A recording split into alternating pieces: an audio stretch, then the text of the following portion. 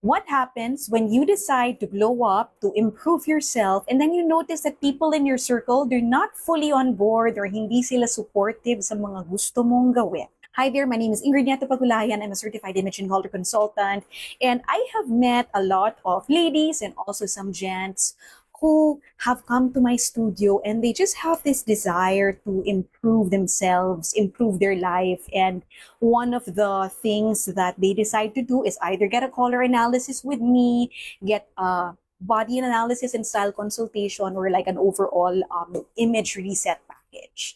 I enjoy meeting people from all walks of life and iba-iba kasi yung mga stories nila. And one of the common things that I hear is that sometimes they keep their glow up or they keep their self-improvement in secret kasi may mga naririnig silang hindi masyadong magagandang comments from the people around them. So I just wanted to hop on and maybe just provide some encouragement about this one.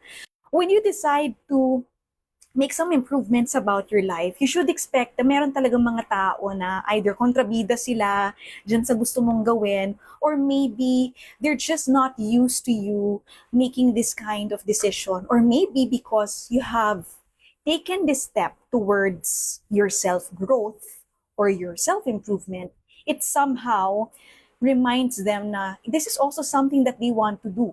Either hindi lang nila magawa or maybe hindi nila nare-realize na hindi pa sila umaaksyon. So ikaw, because you've already taken steps to improve yourself, parang medyo na ano sila na, hey, wait, what am I doing about my life? Pwedeng ganon.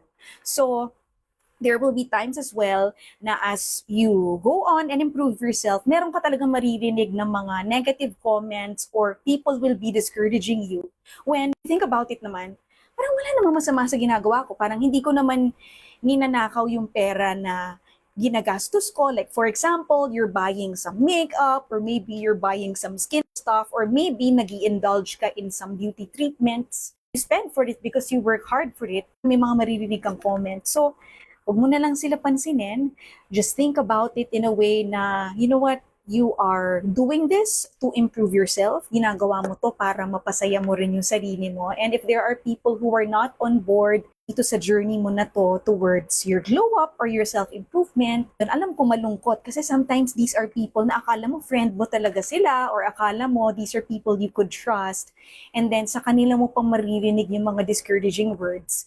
If there's anything that I have also experienced in my own journey of rediscovery and like rebranding myself, there will be people you will lose along the way, but the Lord is just so good because He has allowed me to meet new and real friends. Kaya siguro mas maging open ka lang din to meet new people kasi magugulat ka talaga that you might meet somebody who's in the similar journey as you, and ayun, parang mas magkiklik kayo.